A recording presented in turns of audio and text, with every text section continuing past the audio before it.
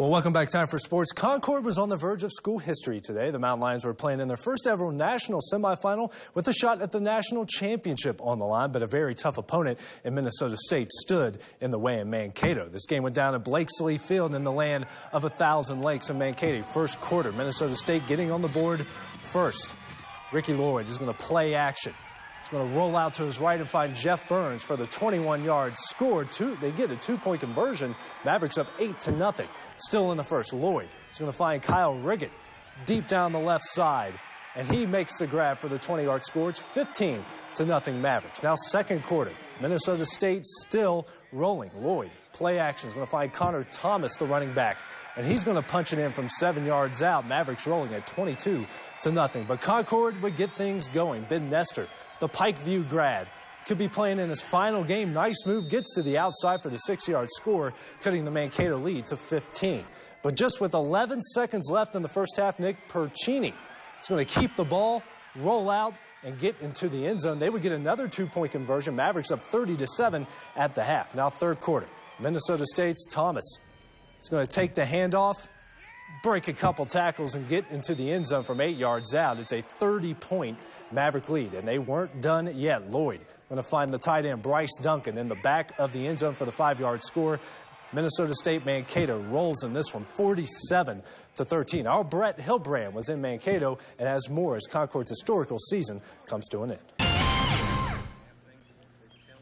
Well, welcome back. Time for sports. It was round 2 of the Greenbrier Classic today. Everybody out celebrating the 4th of July with a very patriotic feel to the place this afternoon. And one man kind of stole the show out here today, in the name of Billy Hurley III. Not only did he wow the fans with his play on the course, he also wowed them it also warmed their hearts with his story. Hurley shot a 7-under 63 on the day to take the lead at 9-under. Hurley had 7 birdies and no bogeys on the day. This is the lowest round that the Maryland native has shot all year.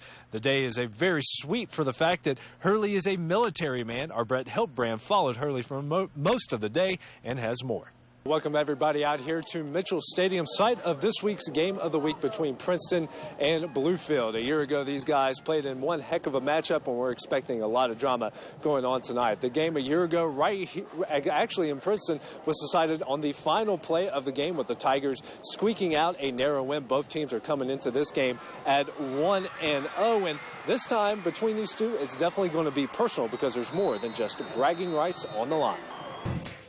Well, welcome back here to Football Friday, the Week 2 edition. Beckley and Greenbrier East have quite the rivalry bred over the course of time. Most people think of basketball when these two get together, but pretty soon they'll be thinking football as well, as this one can get pretty heated. We take you down to Greenbrier County as the Spartans taking on the Flying Eagles. It's Brent Osborne. He had a monster record-setting day into the end zone here, makes it 7-0 Beckley. Then Woodrow pins the Spartans deep here with a great punt right on the 1-yard line. Great job. It leads to this safety here. Makes it 9-0 Flying Eagles in the first quarter. This was the only thing Brent Osborne did wrong. This pass here gets picked off by Tyshawn Walker. The Spartans would capitalize and score not long later.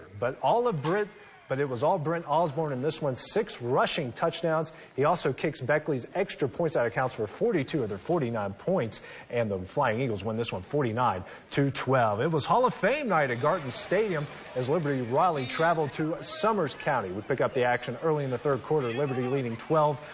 A bad pitch here by Liberty quarterback Hunter Wright, and Trevor Anderson falls on the fumble on the 32. A few plays later, Bobcats inside the 5. Greg Shrewsbury goes off the right side and submarines in for a Bobcat touchdown. PAT good. Liberty lead is cut to 12-7. Then Liberty with the ball and driving. Here's a nice run into the end zone for Christian Whitaker. This put Liberty up 18-7. Bobcats fought back, but the Liberty Raiders go to 1-1 in the season by a final of 18-12. Brett. Well, welcome back to Navy Memorial Stadium, host site of the 2014 Military Bowl between Virginia Tech and Cincinnati. These two teams certainly have a history with each other. They have played 10 times previous, both teams splitting those games at 5 apiece, and they've played twice in bowl games, and again, both teams splitting those at 1 apiece. What's at stake at here tomorrow afternoon? That's certainly bragging rights and a chance to end the season on a high note. Both teams are a part of a lunch earlier this afternoon at the Marriott in downtown Washington, D.C. The Hokies are trying to avoid a losing season. For the first time in 23 years, Tech will be without head coach Frank Beamer on the sidelines for the first time since 1989. He will be in the press box as he is recovering from throat surgery. The acting coach is his son Shane, who says his team won't need any motivation for this one. Well, welcome to just outside of the Liberty Bowl, the site of tomorrow's showdown between Texas A&M and West Virginia in the 56th annual Liberty Bowl. These two teams are very similar in so many ways, and one of those ways is at the quarterback position. West Virginia had to turn to Skyler Howard the second half of the Kansas State game because starting quarterback Clint Trickett was knocked out with yet another concussion. Ever since then, Howard had a very impressive second half against the Wildcats, then led the Gold and Blue to win over Iowa State, giving Dana Holgorsen plenty of confidence for Howard going into tomorrow's showdown. Coming into the 2014 Military Bowl, Virginia Tech was the underdog. A lot of factors played into it. The Hokies were only 6-6 on the season, and their head coach Frank Beamer had to sit up in the press box due to throat surgery. But they overcame it all as their defense played solid and their offense scored enough points to go on to defeat Cincinnati. Silas Ajame came to America from his native Ghana in 2008.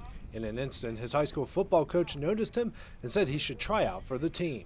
I wasn't thinking about playing football, but later on, my coaches in high school were like, "You pretty strong, you should try out." And I was like, "Okay, why don't I just give it a try?"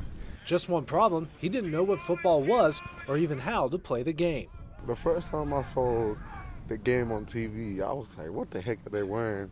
First, I thought like the shoulder pads were actually their body, so I was like, "This does not look right." But it didn't take long for Silas to catch on. He made a splash in high school, then made his way to Concord. This school, when I came here, the way they treated me, they treated me like the treatment was crazy. I liked it, and the coaches were so friendly. So I was like, well, this the place to be. Ajame was an instant success for the Mountain Lions, becoming an all-conference performer. But his 2013 season was cut short by a knee injury. ACL injuries are always hard, but I give thanks to the trainers and the strength and conditioning coach Pennington. They made sure I was on the right stuff. 2014 has been a rebound year for Silas, and it's even better with an undefeated record and a conference title. A great feeling. It's all about the teammates. Everybody, we have love for each other.